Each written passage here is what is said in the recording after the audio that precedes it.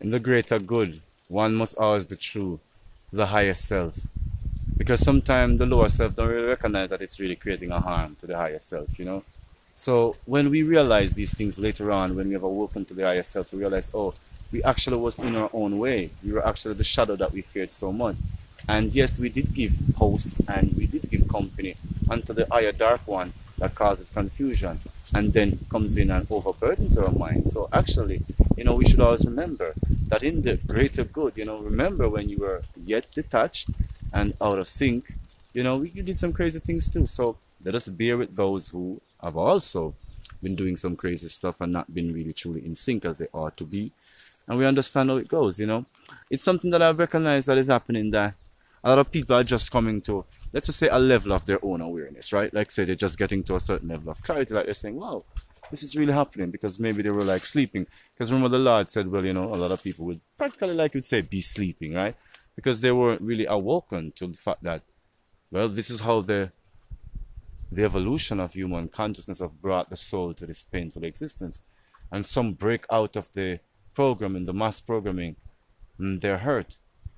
And they say to themselves, oh my God, some feel guilty because, we had done some stuff too within this context. And now we are reached to a point and some are just like tripping on others. So I would say, be patient, because I know they can be very irritating, especially when they're very smart and, they get on our nerves because especially when they've gone through some information that we ourselves have gone through too, right? And we find that, okay, we've come to a certain understanding that isn't what it is. It's just that we're being programmed, but it takes a higher level of clarity. And we got to be honest. Well, I got help from the Most High, with all the help. So I had a reason to know that some of that information was really false and was just really maybe a wannabe projection of previous thought patterns that were being actualized by similar beings like myself, or beings who wanted beings like myself to be like them. So now I understand the complexes of whose thoughts are you really actualizing? Are you really actualizing your own thoughts? So then I used to think that I got creative ideas like, they were all mine. Then I realized that other people are getting the ideas. So then it's really an original inspiration. Then I realized, no, we're all being programmed. So then I begin to realize that a lot of what I did musically and creatively, at first too, it had bearings of the same programming, because especially recently I listened to a particular artist who used to be in my circle and I used to be in his circle. And I think in terms of, as a poet, and I think sometimes the similarities in expression make me think, okay, this is like how I was, right? And in one part of me, I'm like, oh, this is so awesome, because really it is so awesome. But in the other part of me, I realize what's the true inspiration behind it and whose inspiration it is. And trust me, it isn't the inspiration of Yah. It wasn't the inspiration of Yah when I was doing it, and it isn't the inspiration of Yah when he's doing it. So I recognize that here's this, opening we do within ourselves unto everything but the truth, right? And that was a programming. And then now we come to the truth, or we are growing in the truth, and we begin to realize that, oh, that was some kind of, a projection onto our consciousness. And then we see it playing out in others, but I guess it gets more complex as the timelines advance,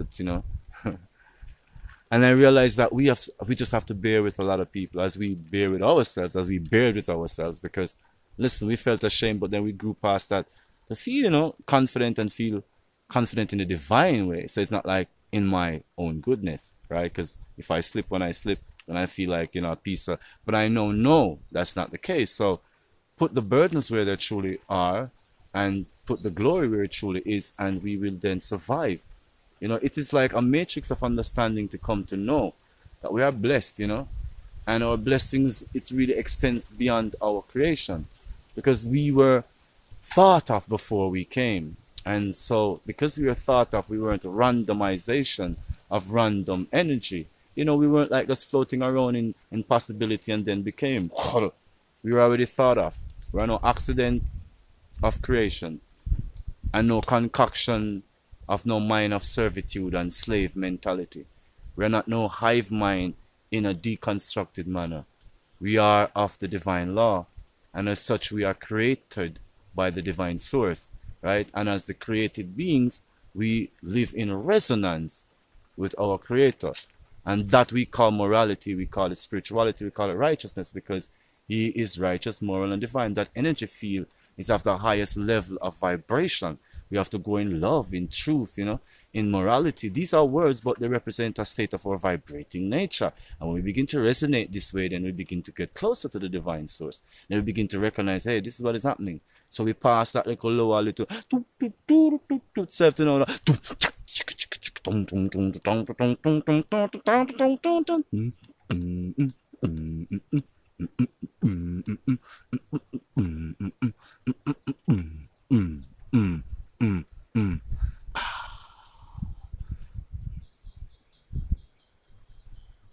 Just like that. You know what I mean? You realize that there are syncopations, that there are wavelengths, that there are reams of information that you never dreamed of, that makes you more alive. So then you welcome your brothers and your sisters over into the glory, because you recognize that, hey, what true soul would have this and then don't want to share it? It's like the more you share it, the more it increases in you, because that's just the way the wavelength goes. Because each one of us that's awakened brings, again, that extra expanding to the presence. And that's what I learned. And, in this year, maybe the videos will seem a little odd, but it's not odd really. It's just the evolution of my thoughts. And, last year I was concerned about camera angles, but no, I'm very much more concerned about expressing myself more clearly, so that it is not ideologies, but truth. And the truth can spark the truth in you, the recollection thereof. So I'm remembering that I too was in that lower self, and I too acted a certain way. And now I'm becoming closer to a self that I longed for. And it's a self that is the hero of my now, right? And that is through Yahuwah. Through Christ Jesus, I found this, right? And the ideologies never sneered me, none. I recognize that there are people who try to use the consciousness and the spirit and the experience of Christ, to concoct some issues and cause some things in this world. You think I'm an idiot? What religion has not? What state of consciousness misused by man has not done that? But then I often say, are we worshiping the tools of men? Because when I look, I seek, and I see through Christ that liberation in the self. I look at myself and I know who I see in the mirror. I am not displeased at myself. I'm displeased at a bad action. Because if it continues, it correlates something that is unnatural in me. And these are the things I am concerned about. And when I am overly concerned, I let them go. Because then I see someone who's just starting the first patterns, the first embers of that pattern of release. And they're calling to me, Jerome, Sage, help me. I, offer a word. And I'm like, well, I might think I'm at disadvantage, but hey, remember when I was there, so moved and driven by all the forces but the true internal presence. And that's when I'm humbled more, and I consider do more of these videos. I get past myself, and I'm thankful. I praise Yah more. I give thanks for love in my life more, and I'm imploring you to do the same. Don't worry about the shifting, changing timelines or the shifting, changing fortunes. Give thanks for the eternal.